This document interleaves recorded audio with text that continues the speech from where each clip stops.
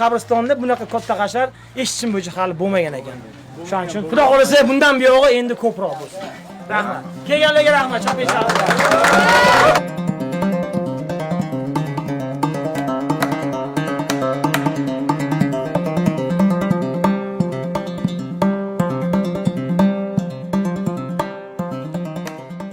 Deyarli 80% qabr ustida mana bunaqa rishotkalar bor.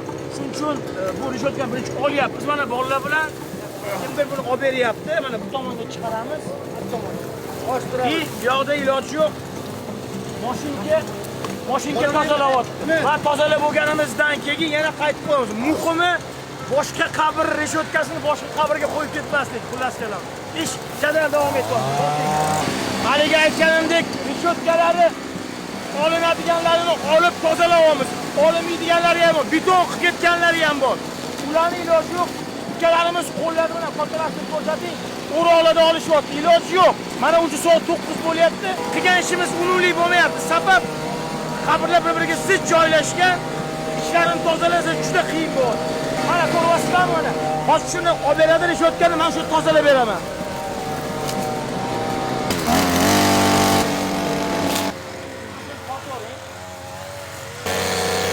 Hurmatli do'stlar, bugun hasharchilarimiz albatta juda faol.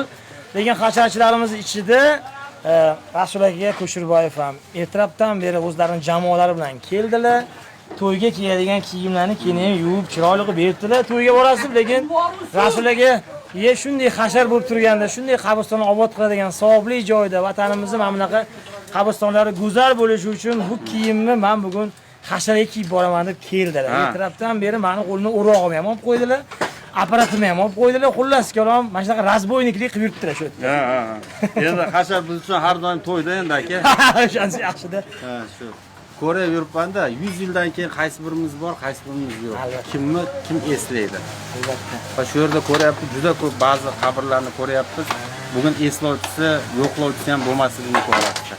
Lekin ular ham qachondir yashagan, biz kabi mana shu yurtdoshimiz bizni yaqinimiz bo'lgan, eng kam vatandoshimiz bo'lgan. Shu boisdan nima deydi, bu qabristonlarni obod qilish ham bir ko'ngilli ham bir yayratadi-da, yaxshi insonni ruhiy oziqa beradi. Shu ma'noda men o'zimga ham juda bugun yaxshi o'tdi vaqtim. O'tayotgan vaqtdan qoniqib yashash bu yaxshi-da. Albatta.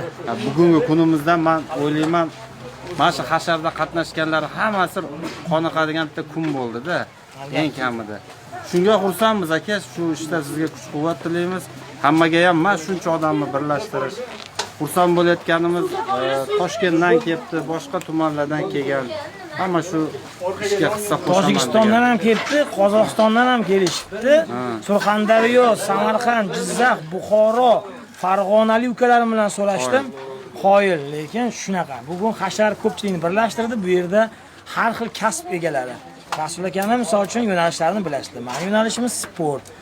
Mana bu ukalarimizni savdogari bor, zodagoni bor, boshqasi bor. Lekin Rasul aka zalga chiqqanlari bugun bilinib qoldi, chunki 20 yoshli yigitdek to'xtamasdan ishlayotdilar. Bilmadim shu kimdandir qasdini olgandek, apparatni mana shu kallasini olgandek mana shu ismlarini aytib olyaptilarmi bilmayman. Kestimda bugun kesdim. Mana shu kallalarini shu ishoningizlar, bitta ilon chiqib qo'y, ilonni ham kallasini uzdiradi.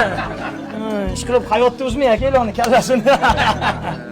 Borlariga shukr.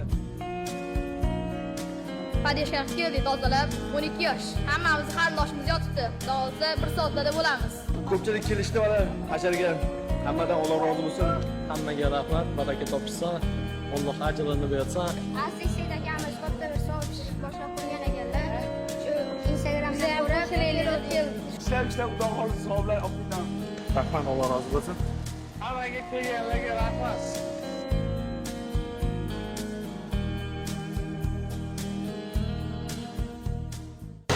Qo'shiq bor-ku, yomg'ir yog'ar qor. Qor tagida qabr bor. Shu qabrning ichida men sho'rlikni otam bor. Hurmatli do'stlar, otasi, onasi tiriklar, hayotlar. Bu gaplarni hamma kinolarda, qo'shiqlarda, kliplarda eshitgansizlar. Qadriga yetinglar deydi. Sabab bu yerda nafaqat meni otam, Bu yerda minglab insonlarni otalari, farzandlari shunaqa qabrlar ko'rdik, kichkina chaqaloq tug'ilgan, o'lgan yilini hisoblasak, 3 oy, 4 oy, 5 oy mana shunaqalar qabrlarni ham o'qidik. Qarovsiz qolib ketganlarini ko'rib, albatta ozgina ko'zga yosh ham keldi. Mana shu dadam 1955-yilda tug'ilganlar, 88-yilda o'tganlar. Men 3 yosh bo'lganman. Tug'ilgan sanalariga ahamiyat beringlar. 10-oy oktyabr, 7-oktyabrda tug'ilganlar. Ama 7-oktyabrda dadamning tug'ilgan kuniga tug'ilganman. Shuning uchun hurmatli do'stlar, ota-onasi tiriklar qadriga yetinglar. Bu gaplarni juda ko'p eshitgansizlar. Mendan ham bir marta eshitsanglar yomon bo'lmaydi. Qabrlarini obod qilinglar. Mana shu bu dunyodagi bori budunni berishga tayyor edim. Shu otam bilan bir piyola choy ustida suhbatlashib o'tirsam. Erkek bo'lib tug'ilish boshqa. Pasportda erkek bo'lib yozib qo'ygan boshqa. Erkek bo'lib yashash boshqa.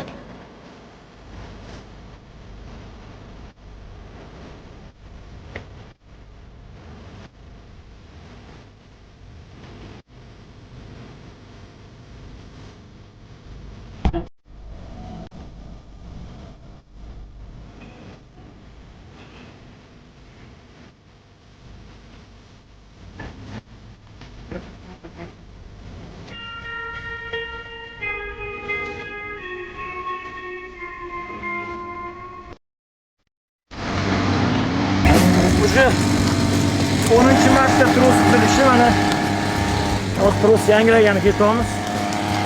Ish biz o'ylagandan ham ko'p ekan. Bilmadim. Lekin hasharchilar kamroq kelishdi. Nasib qilganida endi. Buni xabar oluvchisi bor. Bu tursin, qolganlarini olamiz. Bitta gap bor-ku, qiyomat qoyim bo'lsa ham qo'lingda ko'chat bo'lsa ekib qol dedi. Nimaga? Chunki mana shu yashillik, daraxt, o'simliklar salovat aytib turadi deyshadi.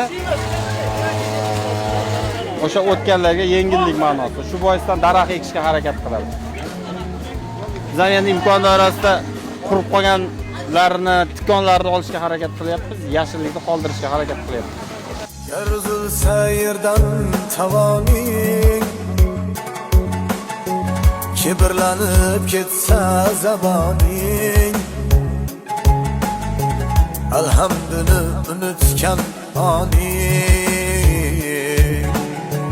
qabristonga bir bor borib ko'r. Umidimiz katta sizdan Botir aka. Yo'q, xudo xolisa.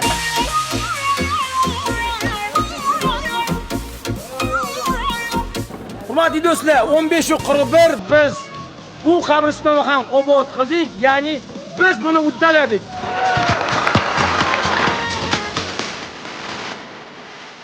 Afshot